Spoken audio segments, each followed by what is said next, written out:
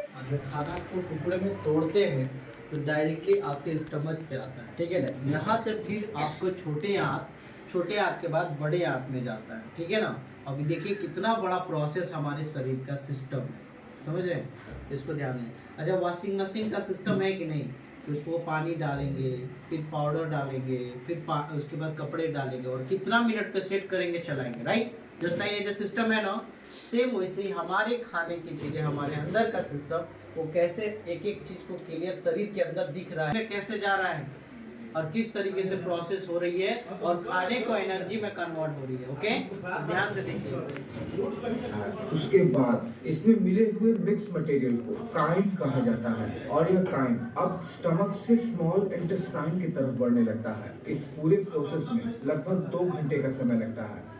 जो भी हम खाना खाते हैं, ठीक है, जो चीज भी हम मतलब चीजें जाते हैं हमारे शरीर में, उसको पचाने में कितना घंटे लगेगा, 2 घंटा। सोचिए इतना बड़ा प्रोसेस है ये।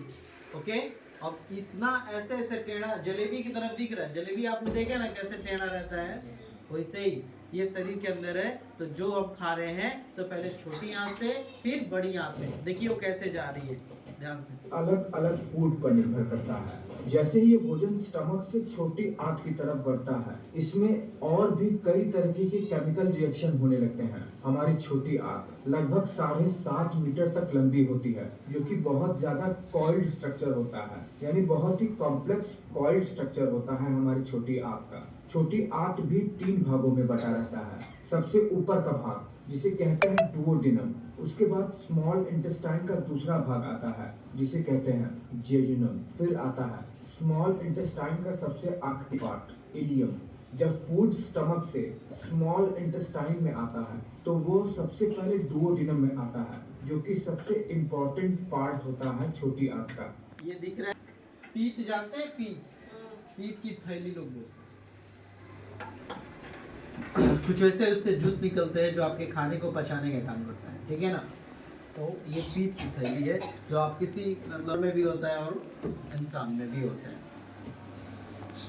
इसमें लीवर से आया हुआ बाइल जूस और पैंक्रियास से आए हुए पैंक्रियाटिक जूस फूड के साथ मिल जाते हैं। लीवर से आया हुआ बाइल जूस जो कि स्टमक से आए हुए भोजन के साथ मिल जाता है, उसके वजह से भोजन में मौजूद फैट्स अपने छोटे छोटे फैटी एसिड के स्वरूप में बदल जाते हैं, जिसकी वजह से इनका अब्जॉर्प्शन शरीर में आसान हो जाता है। वही पैंक्रियास से निकलने वाले पैंक्रियाटिक जूस की वजह से कार्बोहाइड्रेट, शुगर और ग्लूकोज में टूट जाते हैं, वही प्रोटीन अमीनो एसिड में टूट जाते हैं। अब जब इन जूस की मदद से भोजन में पाए जाने वाले महत्वपूर्ण पोषक तत्व अपने छोटे छोटे स्वरूप में आ जाते हैं, तो इसके कारण से छोटी आंत से यह ब्लड स्ट्रीम में ऑब्जॉर्ब होने के लिए तैयार हो जाते हैं। छोटी आंत के दूसरे हिस्से जेजुनम में पहुंचते ही छोटी आंत के दीवार पर मौजूद विलीज कहते हैं, उनमें मौजूद Ever wondered why law of attraction seem to work?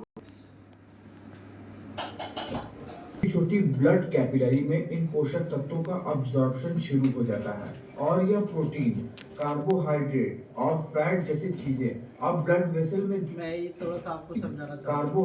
ये जो दिख रहा है ना आप लोगों को, ये जो दिख रहा है ना, दिख रहा है। अच्छा, आप लोग जो ब्रश करते हैं, ब्रश कितने लोग ब्रश करते हैं? तो हम कहेंगे सर ब्रश क्यों नहीं करेंगे, दांत की सफाई करना है ना। तो जस्ट लाइक देख रहे हैं ना, वो इसको बोलते हैं विलाई। क्या बोलते हैं? विलाई। जैसे ये मान लीजिए हाथ है ना, अब इसमें ये इतना नीचे तक है, ये ऊपर और ये पूरा गड्ढा नीचे तक, right. Just like as a विलाई, हम जो भी खाना खाते हैं तो कुछ खाने जो हमारे ऊपर से ही गुजरते हैं, अब कुछ ऐसी चीजें जो होती है इसमें जाके फंसते हैं। क्या होते हैं? अच्छा, आप लोग जैसे भी कोई खाना खाते हैं दांतों में फंसते हैं, हेलो, दांत में फंसते हैं ना, कहीं ना कहीं फंस जाते हैं, तो आप लोग खिलाल करते हैं, कुछ लेके ऐसे ऐसे दांतों में ऐसे ऐसे करते हैं ना, क्या, क्यों?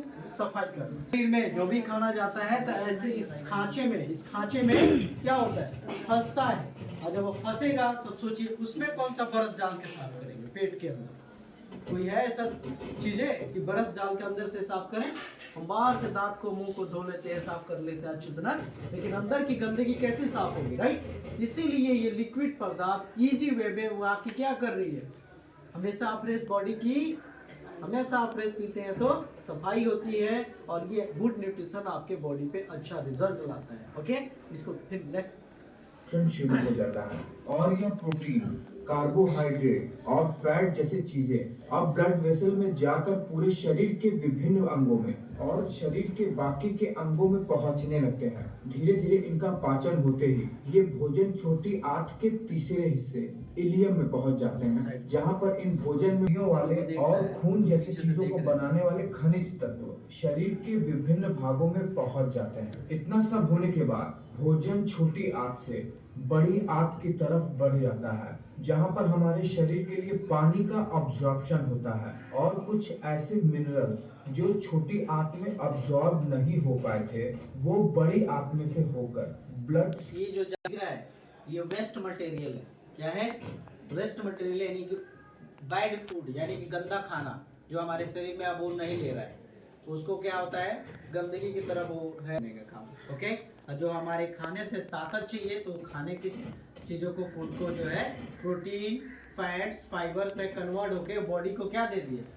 एनर्जी दिया, राइट। अब कुछ वेस्ट मटेरियल बॉडी के अंदर जो फूड है वो वेस्ट हो गए हैं, गंदा हो चुका है, अब उसको वो बाहर निकालना है। तो इसका आगे का प्रोसेस देखिए। टीम में चले जाते हैं। बड़ी आंत साइज में 1.5 मीटर तक लंबी होती है और ये छोटी आंत से आकार में चौड़ा भी होता है। जो भोजन एक जस्ट अब यहाँ पे आपको जो प्रोसेस दिख रहा है ना, ओके, हम जैसे मान ली रात का खाना जो खाए हैं, रात का खाना हम लोग जो खाए हैं तो सुबह हम फ्रेश हो जाते हैं। फ्रेश होते हैं ना, सभी लोग मतलब अपने बॉडी को सफाई करते हैं। उससे पहले हम या तो गर्म पानी पीते हैं या तो कोई नींबू पानी पीता है, तो शहद पानी वगैरह बहुत सारी चीजें है ना। अगर इतना बड़ा ये 1.5 मीटर लंबा है, कितना मीटर?